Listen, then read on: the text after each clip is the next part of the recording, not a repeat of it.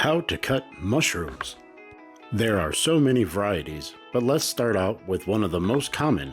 This is a cremini mushroom, otherwise known as a baby portabella.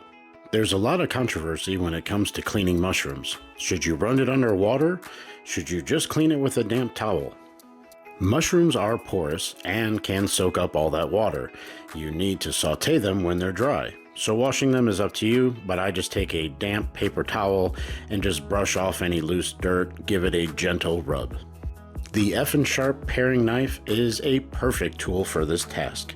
Simply take off the stem, as most of the time this particular mushroom just has more of a short nub-like stem, but they are perfectly edible if you'd like to keep them on. We're just going to slice it in half here, turn it cut side down, and then just begin slicing, keeping one knuckle pointed out while you slice down, and this is going to be your guide for slicing even slices. And by the way, don't be afraid of that dirt on your mushrooms in that store packaging. It means it's fresh, and the dirt is actually a compost and it's exposed to high pathogen killing temperatures.